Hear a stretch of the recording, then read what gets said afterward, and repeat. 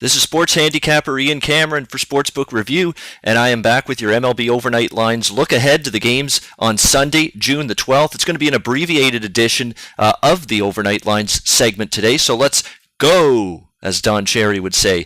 Let's get right to it. Let's start with the Colorado-San Diego game. Of course, they're playing a weekend series at Coors Field, and we've talked about how warm the temperatures have been this weekend in Colorado. It's supposed to be warm again. May not hit the 90s like it did on Friday and Saturday, but it still should be into the upper 80s for the high in Colorado for Sunday's game between these teams. And I think we have the recipe for another high-scoring affair. Total sitting at 12 in this game. Still lean to this game over the total on Sunday. Christian Friedrich on the mound for the Padres, a former member of the Colorado Rockies. You'll remember maybe that he was part of this team at one point and has had a lot of familiarity with pitching at Coors Field. The problem is for Christian Friedrich, it's been all bad memories pitching in this ballpark. I mean, Friedrich has a 6.96 ERA and 9 career starts here at Coors Field. Rockies should know what to expect from him. I mean, we do have to give Friedrich credit because he's pitched well with San Diego this year, 2.57 ERA, but his track record here at Coors Field in this ballpark has been dismal. You always want to make sure you're aware of how pitchers have pitched in this ballpark in particular, because a lot of pitchers react to it in different ways. And a lot of times, if you see a pitcher struggling in the past at Coors Field, good chance that those struggles will continue, and I think that might happen here for Friedrich. And even though his ERA this season is at 2.57, his FIP and XFIP are 3.73 and 4.96, so looks like there should be some regression on the way soon for Friedrich, and it probably could start here at a ballpark that he has a bad track record in. On the flip side, though, I sure don't trust Eddie Butler here for the Colorado Rockies. He's been nothing short of brutal here at Coors Field. Decent on the road, but this ballpark has been a nightmare for him. He has a 7.53 ERA and 11 career starts here at Coors, 9.37 ERA and 3 home starts this year. Hasn't lasted beyond the 5th inning in any of those games. That means the Colorado bullpen, which is mediocre to say the least, look no further than Friday night. The bullpen blows a late lead and San Diego beats them 7-5. I don't trust that Colorado bullpen. They might get plenty of action in this game if Eddie Butler continues to not pitch deep here in this ballpark. You know, it's going to be another warm day, over 3-1 in the last 4 meetings between these two teams here at Coors Field this season. Even at 12, only way I could bet this game is over the total between the Padres and Rockies. Let's talk about Sunday Night Baseball now. Dodgers and Giants, great NL West matchup. These two teams are neck and neck for first place in that division. Probably will go right down to the wire with these two teams. It should be a season-long battle between the Dodgers and Giants for supremacy in the National League West division. This is a fascinating starting pitching matchup because we have the young phenom, the 19-year-old phenom for the LA Dodgers, young lefty Julio Urias, who is a guy that has a lot of potential for this LA Dodgers rotation, and I think he might be on the verge of starting to realize it a little bit. We all know that the Dodgers made a bonehead decision to start this guy's major league career on the road against the Mets and the Cubs, two good teams on the road, Citi Field and Wrigley Field. Bad decision. They should have started him at home.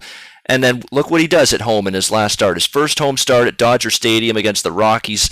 He was brilliant. He allowed just a single run in 4 innings, walked just a single batter, struck out 7, got a ton of swings and misses. Only went 4 innings because the Dodgers are keeping him on a very strict pitch count and a pitch limit early in his career. They really want to not make sure his arm tires out quickly, so they're keeping his pitch count low as he starts his major league career.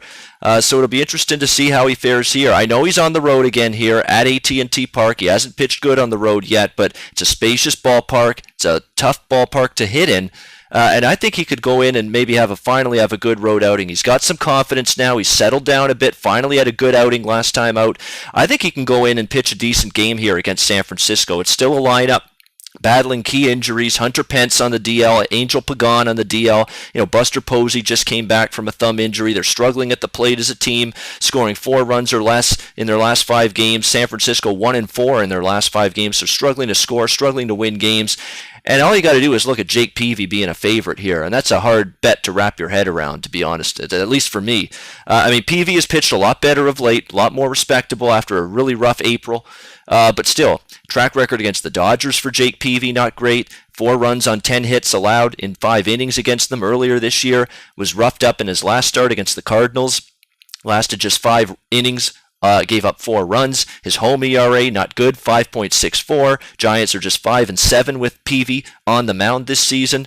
So, Dodgers at a small underdog price, plus 105 right now, you can get with the Dodgers. I think I'm going to endorse Julio Urias here and the LA Dodgers at a short underdog price. I mean, Urias to me is a guy that is definitely showing signs, especially in his last start. He was fantastic, filthy stuff against the Rockies. I think he can keep the Giants in check. But what I'm going to do is I'm going to split this bet up. I'm going to bet half of it on the first 5 innings, half on the full game.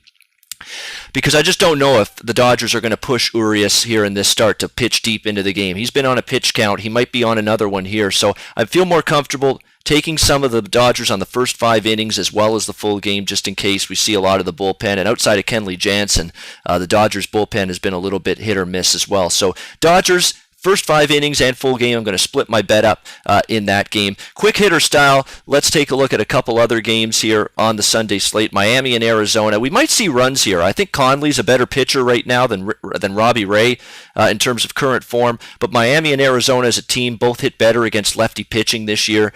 Might get over the total of 9.5. Might lean as well to Miami in that game. They're a team that's playing a little bit better right now and starting to hit, so maybe a lean to Miami in the over in that game. I wanted to bet against Ubaldo Jimenez. I can't believe I've gone this long in the video not mentioning him, but minus 165, minus 170 with Aaron Sanchez and the Blue Jays over Ubaldo. I want to go against Jimenez again. I'm not sold he's back on track after having a good outing against Kansas City in that wild game where Machado and Ventura went at it in that bench-clearing brawl game.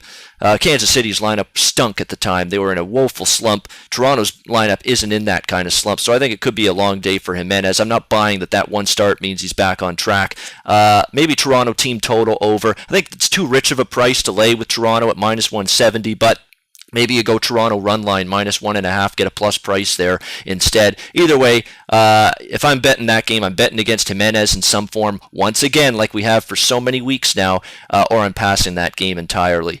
Boston, a little disappointing, I should say, price there with Porcello, minus 165. I was leaning to the Red Sox there. Porcello should pitch well against that Minnesota team, but again, not a great price, not the best value on the board by any stretch to play the Boston Red Sox in that game. That's going to be about it. Texas-Seattle, lean to Texas, but Cole Hamels has been a little bit off his game lately. As much as I like him, as much as I think he's capable, he's in a little bit of a rut with allowing home runs right now, and that's a concern. So I left that Texas-Seattle game alone. That's pretty much it. So that will do it for me. Looking at the games, overnight lines for Sunday, June the 12th. I'm sports handicapper Ian Cameron for Sportsbook Review. Until next time, enjoy the games and good luck. Always on the go? Bet365 has one of the top mobile platforms in today's market. Sign up today and don't let your busy life keep you out of the game.